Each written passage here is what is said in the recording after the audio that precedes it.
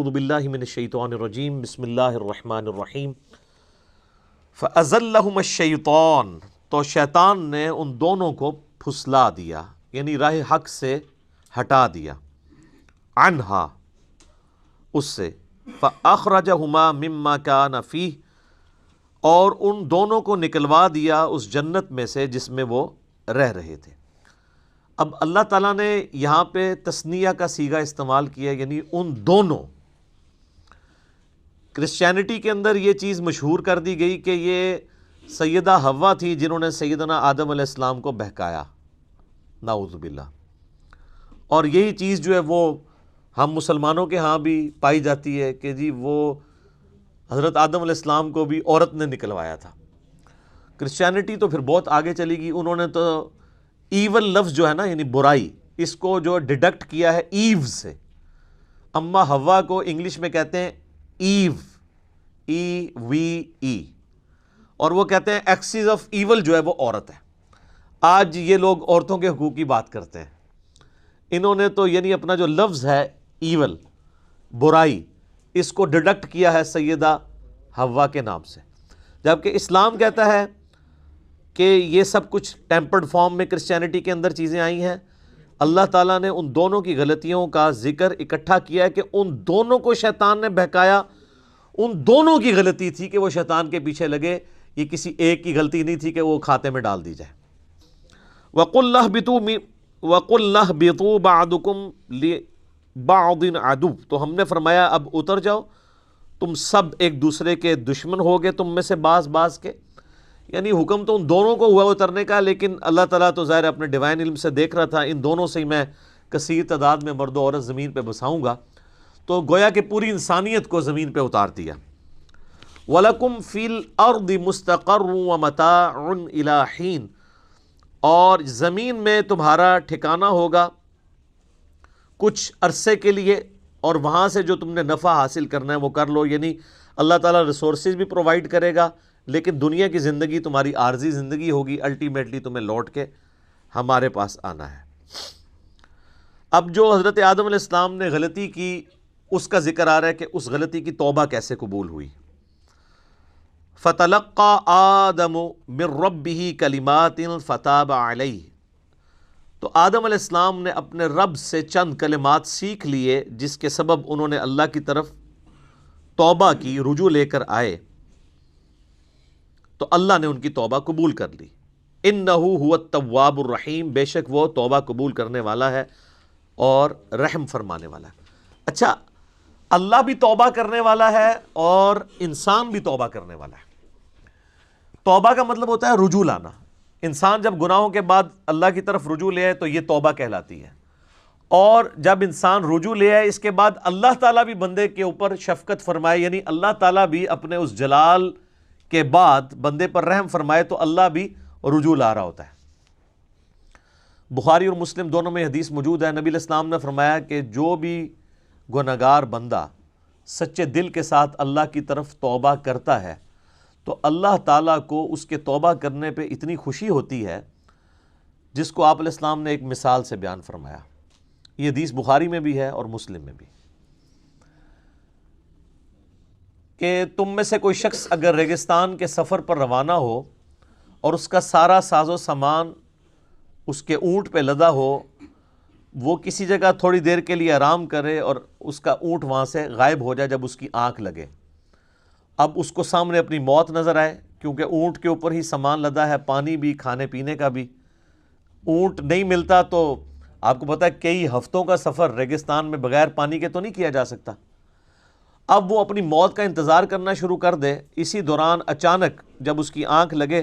آنکھ کھلتے ہی اس کا اونٹ اس کے سامنے آ جائے تو اسے کتنی خوشی ہوگی۔ اس سے زیادہ خوشی اللہ تعالیٰ کو ہوتی ہے جب کوئی شخص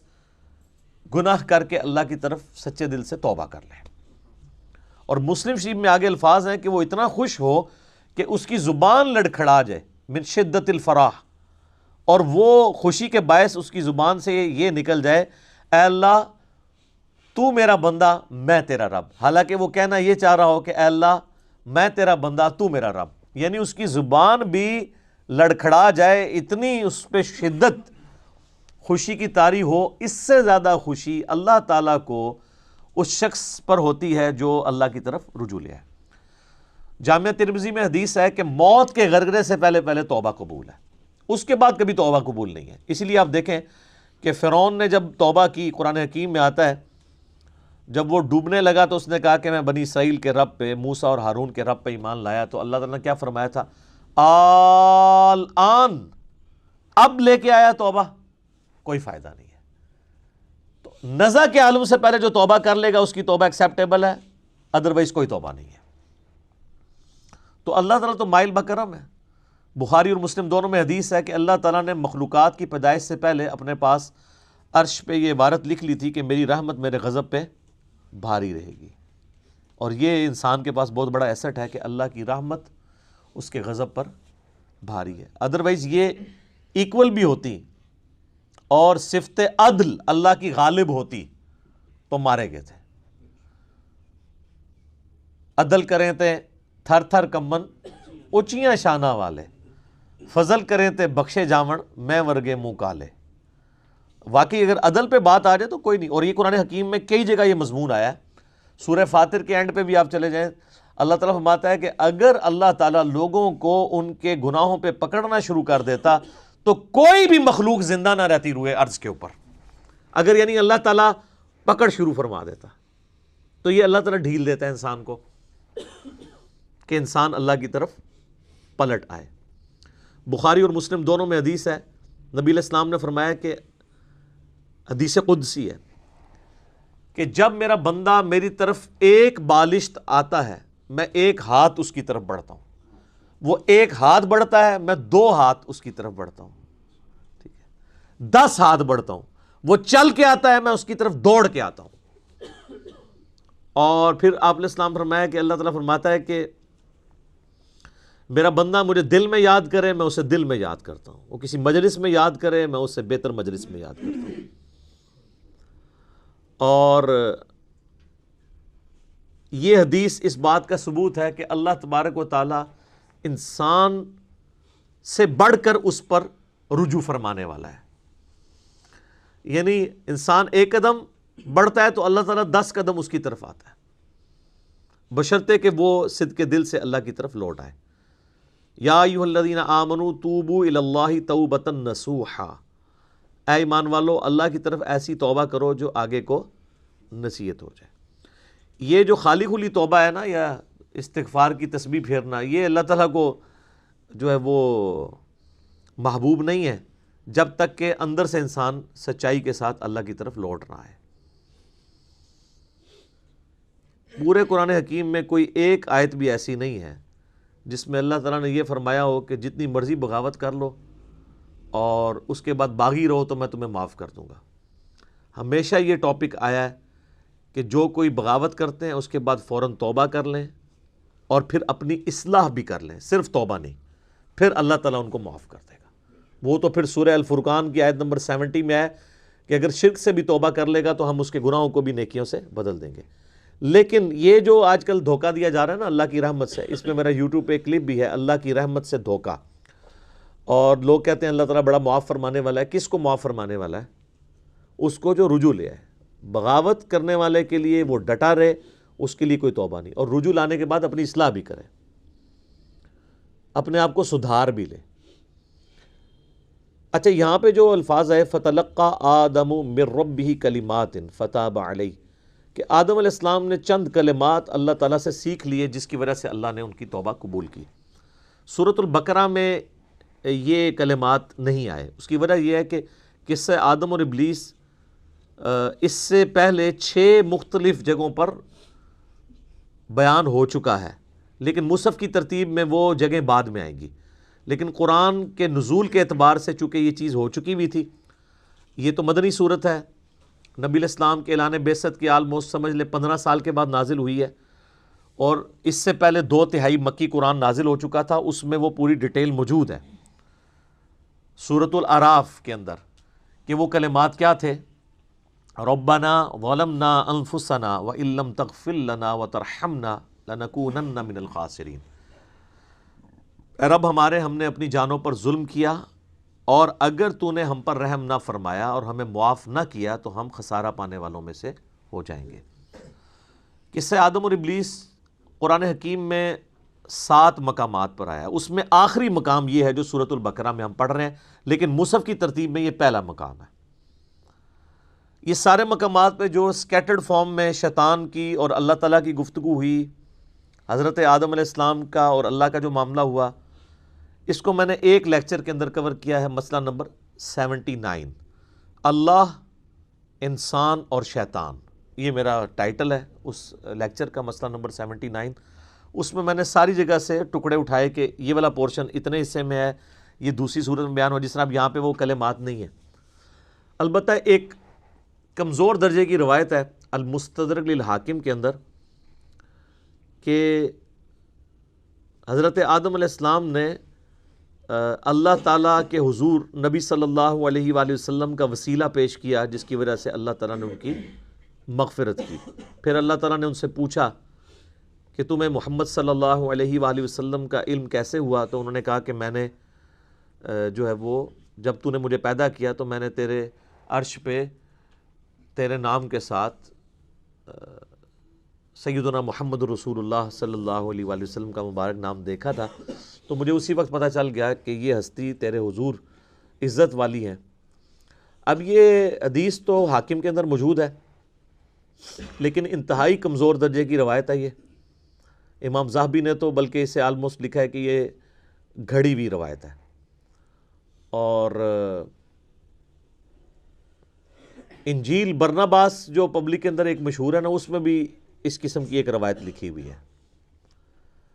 تو وہ تو ظاہر ہے کہ کرسچن آن بھی نہیں کرتے، میں نے اس کے اوپر کئی دفعہ بولا ہے کہ وہ کوئی اتھینٹک نہیں ہے، مسلمان اس کو اس لیے پیش کر دیتے ہیں کہ جی اس میں ظاہر ہے وہ میرے خیال میں تو کسی مسلمان نے بیٹھ کے لکھی ہے وہ، کیونکہ اس میں انہوں نے جو اسلوب اڈاپٹ کیا ہے وہ اللہ کی کتاب نہیں لگتی۔ اللہ کی کتاب کا تو ایک مزاج ہوتا ہے نا، اللہ کی کتاب کا مزاج جو ہے وہ توحید کے اراؤنڈ سینٹرڈ ہوتا ہے، جبکہ آپ انجیل برناباس پڑھیں گے تو وہ آپ کو لگے گا کوئی نعتیہ کوئی کتاب ہے، تو وہ تو اس کا اسلوب ہی بتا رہا ہے، تو اس لیے ہم تو اس کو آن نہیں کرتے۔ بہرحال میرا یوٹیوب پہ کلپ لاکھوں لوگوں نے دیکھا ہے، کیا یہ کائنات نبی علیہ السلام کے لیے بنائی گئی؟ کیونکہ اسی حاکم کی ایک روایت میں آتا ہے کہ ہم اگر محمد کو پیدا نہ کرتے تو یہ ساری کائنات بھی پیدا نہ ہوتی۔ یہ بات اپنی اصل میں اس حد تک تو درست ہے کہ پوری کی پوری کائنات انسان کے لیے پیدا ہوئی ہے، کسی ایک انسان کے لیے نہیں، انسانیت ایز اے ہول کے لیے،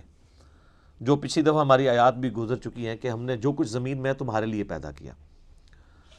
باقی اس کو اس طریقے سے بیان کرنا قرآن حکیم میں یہ بیٹھتا بھی نہیں، اس کی وجہ یہ ہے کہ قرآن حکیم میں 7 دفعہ یہ واقعہ بیان ہوا ہے۔ جو چیز پوری انسانیت کی ہدایت کا سبب بننے والی تھی کہ ہمارا اوریجن آدم علیہ السلام ہے، 7 دفعہ ایک واقعہ قرآن میں مختلف انداز سے آیا ہے۔ کسی ایک جگہ تو آ جاتا کہ نبی علیہ السلام کا وسیلہ پیش کیا گیا تھا۔ یہاں پہ بھی کلمات ہیں، وہ کہتے ہیں نہیں کلمات سے مراد وہ ہیں، بھئی وہ کلمات بھی قرآن کے اندر آ گئے ہیں سورۃ الاعراف میں، اور قرآن کی سب سے بیسٹ تفسیر وہی ہوتی ہے جو قرآن کے اندر موجود ہو۔ تو جب قرآن خود بتا رہا ہے کہ کن کلمات کے ساتھ توبہ کی تھی، ربنا ظلمنا انفسنا وان لم تغفر لنا وترحمنا لنکونن من الخاسرین، وہ کہتا ہے نہیں یہ بھی پڑھا تھا، نال ہے بھی پڑھا سی، اوئی وقنا عذاب القبر وقنا عذاب الحشر، کتنے لکھے ہے؟ وہ کہتے نہیں قرآن میں تو لکھا ہوا ہے ربنا آتینا فی الدنیا حسنہ وفی الآخرۃ حسنۃ وقنا عذاب النار، اور وقنا عذاب القبر وقنا عذاب الحشر تو لوگ خود نہیں لگایا ہوا نا لوگوں نے۔ تو اس کو پھر انہوں نے ایک مسئلہ بنا لیا، ایک ضد کا، پھر کہتے ہیں کہ جی یہ آپ گستاخی کرتے ہیں جب آپ اس طرح کی روایتوں کو نہیں مانتے۔ روایتیں نبی علیہ السلام سے ثابت ہوں گی تو مانی جائیں گی نا، ان کی سند صحیح ہوگی تو مانی جائیں گی نا، گستاخی والی کون سی بات ہے؟ یہ تو اسی طریقے سے ہے کہ اگر ہم عیسائیوں سے یہ کہیں کہ حضرت عیسیٰ علیہ السلام اللہ کے بیٹے نہیں ہیں، اور سورۃ المائدہ کی وہ آیت پڑھ دیں، آیت نمبر 75 نمبر آیت،